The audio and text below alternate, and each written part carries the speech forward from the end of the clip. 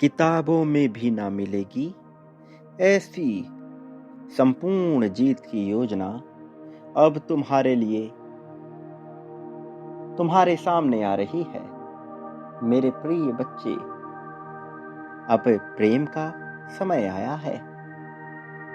यह अवसर प्रेम को जीने का है। यह अवसर अपने आप तक पहुंचने का है।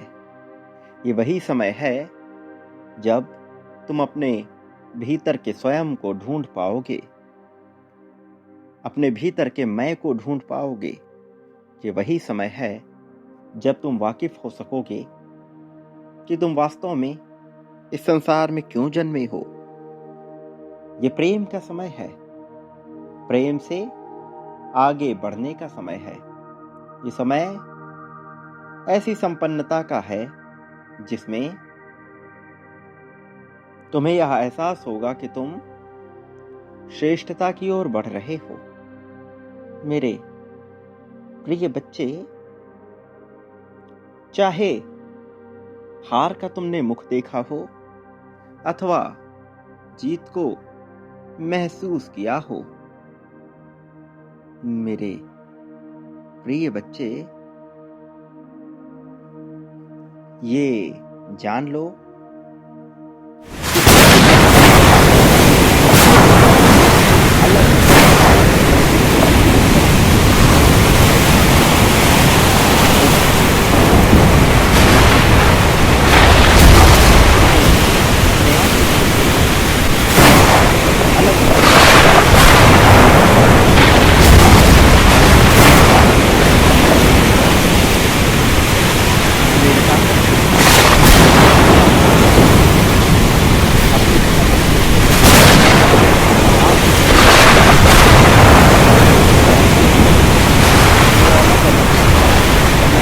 अलग अलग तरह के दुखों को झेला है। ये दुख तुम्हें भीतर से मजबूत बनाते आए, लेकिन उन दुखों ने तुम्हारे भरोसे को तोड़ने का कार्य किया। फिर भी प्रसन्नता इस बात की कि तुम्हारा भरोसा नहीं टूटा।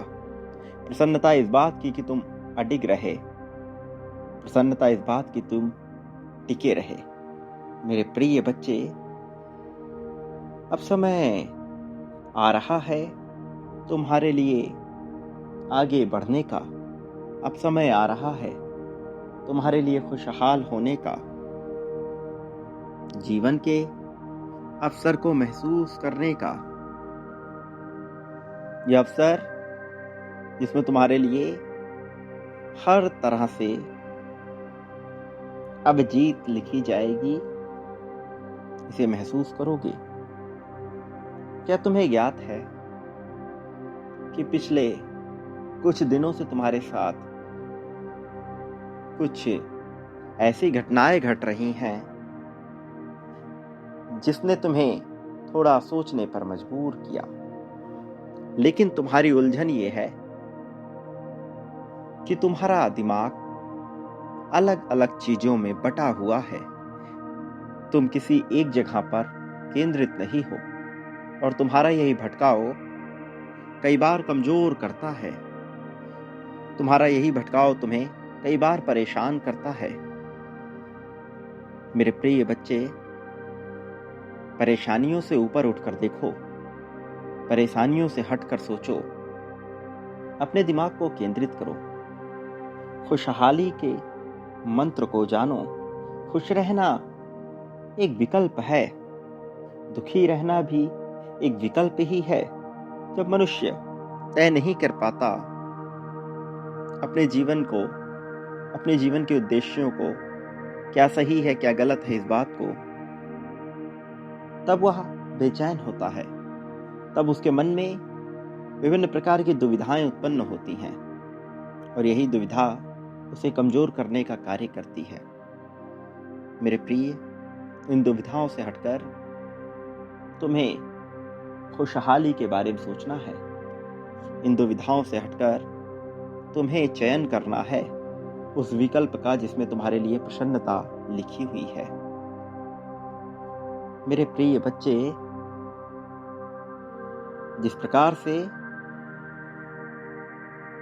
इस संसार में बहुत से लोग प्रार्थनाएं करते हैं, जिस प्रकार से इस संसार में बहुत से लोग याचनाएं करते हैं, वह ठीक तरीका ही नहीं है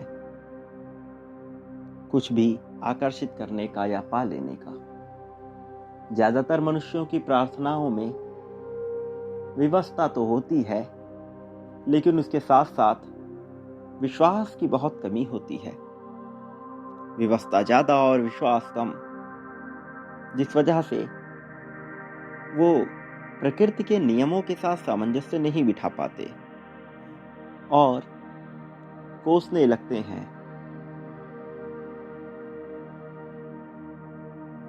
अपने आप को कोसने लगते हैं, इस प्रकृति को कोसने लगते हैं, उन सभी ताकतों को जो उच्च हैं, जिस तक उनकी पहुंच नहीं है।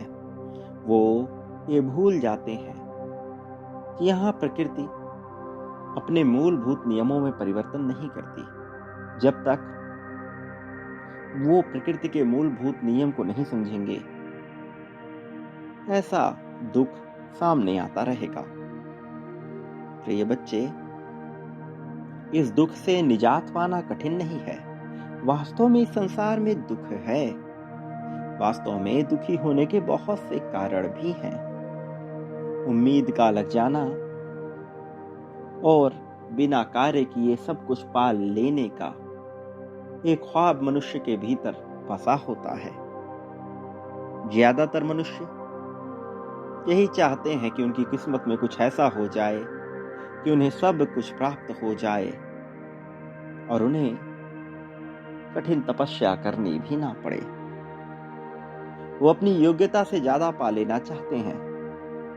वास्तव में अपने कर्म से ज्यादा पाने की उनकी यही मनसा उनके भीतर कुंठा उत्पन्न करती है, उनके भीतर हीन भावना उत्पन्न करती है। प्रेरणादायक जीवन होने के लिए, हीन भावना से दूर होने के लिए मनुष्य को ये समझना होगा कि यहाँ सब कुछ कर्मों के अनुसार ही मिलता है। कर्म क्रियाओं से भी बनते हैं, विचारों से भी बनते हैं, भावनाओं से भी बनते हैं, वाणी से भी बनते हैं। किंतु किसी भी क्रिया को करने के लिए, किसी भी चीज को आकर्षित करने के लिए जो सर्वप्रथम कदम होता है, वह वाणी का ही होता है। वाणी विचार को बदलती है। कोई मनुष्य जो बार बार बुरा बोलता है और कितने भी अच्छे कर्म क्यों ना करता हो, उसके साथ अच्छा होना संभव नहीं है, क्योंकि वाणी उसके विचारों को बदल देती है। वही मनुष्य यदि अच्छा बोलता है, भले उसकी क्रियाएं उसके सामंजस्य में ना हो, तब भी बार बार अच्छा बोलने पर उसके भीतर की भावना बदलने लगती है। बार बार अच्छा बोलने पर उसके भीतर ऐसे ही भाव उत्पन्न होने लगते हैं जैसा वह बोलता है। कोई अपने आप को सुंदर बोलता है और लगातार सुंदर बोलता है तो वह स्वतः ही सुंदर हो जाता है। कोई अपने आप को कुरूप बोलता है, बदसूरत बोलता है, तो वह चाहे कितना ही सुंदर क्यों ना हो, धीरे धीरे बदसूरत होता चला जाता है। इसी प्रकार अपने आप को ताकतवर बोलने वाला धीरे धीरे ताकत को आकर्षित कर लेता है। अपने आप को धनी बोलने वाला धीरे धीरे धन को आकर्षित कर लेता है। अपने आप को सौभाग्यशाली बोलने वाला धीरे धीरे सौभाग्यशाली भाव अपने भीतर विकसित करने लगता है, जिससे सौभाग्य उसकी तरफ खिंचती चली जाती है। जीवन का यही सत्य है। यहाँ वाणी बड़ी महत्वपूर्ण शस्त्र के रूप में सामने आती है। मेरे प्रिय, वाणी का सदुपयोग करने वाला, वाणी का सही प्रयोग करने वाला सदैव विजेता होता है। मेरे प्रिय बच्चे, जीवन नई योजनाओं में विकसित होता है। जीवन खुशहाली में विकसित होता है। जीवन प्रसन्नता में विकसित होता है। जीवन को सही तरीके से देखने के लिए, सही नजरिया विकसित करने के लिए वाणी का सही प्रयोग आवश्यक है। मेरे प्रिय बच्चे, चाहे परिस्थिति तुम्हारे पक्ष में तुम्हें नजर आती हो अथवा ना नजर आती हो, फिर भी अपने लिए कभी बुरे शब्दों का चयन नहीं करना चाहिए। यदि तुम अपनी तुलनाएं दूसरों से करना बंद कर दोगे, यदि दूसरों को देखकर उनके जैसा हो जाने के भाव को त्याग दोगे, तो तुम्हारी उम्मीद धीरे धीरे केवल मुझसे ही रहेगी। अभी तुम्हारी उम्मीद का दामन विभिन्न भौतिक वस्तुओं से बंधा हुआ है। भले ही तुम्हें भी यह ज्ञात ना हो, किंतु यह घटित होता रहता है। तुम्हारे मन में इसकी छाप पड़ती रहती है। इससे मुक्ति का उपाय तुम्हें ढूंढना ही होगा, और इससे मुक्ति पाना बेहद कठिन नहीं है, अपितु बहुत आसान हो जाता है यदि तुम पाने की इच्छा को उदासीन करते चले जाओ। इसका अर्थ ये नहीं है कि तुम्हें चाहत नहीं करनी है, बल्कि चाहत के लिए पूरी तरह से व्याकुल नहीं होना है। तुमने चाहा और फिर भूल गए।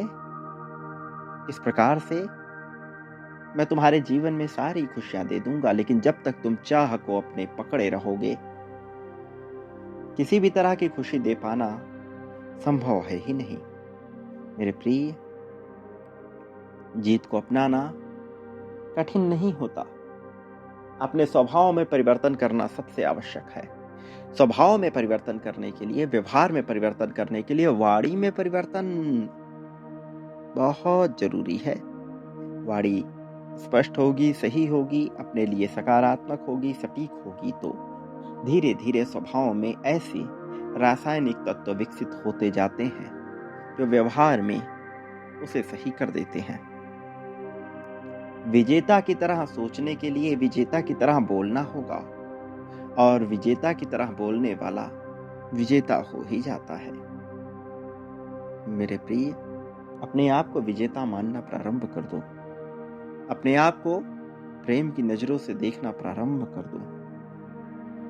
तुम्हारा अच्छा समय शुरू हो गया है। तुम्हारे जीत का समय शुरू हो गया है। तुम्हारे प्रगति उन्नति का समय शुरू हो गया है। तुम्हारे लिए प्रसन्नता को महसूस करने का समय शुरू हो गया है। ये समय बड़ा खुशहाल है। ये समय बड़ा बलवान है। ये समय तुम्हारे जीवन में स्वर्ण समान समय भर देगा। अर्थात ये समय तुम्हारे जीवन को विभिन्न प्रकार के धन, संपदा, संपत्ति और प्रेम से भर देगा।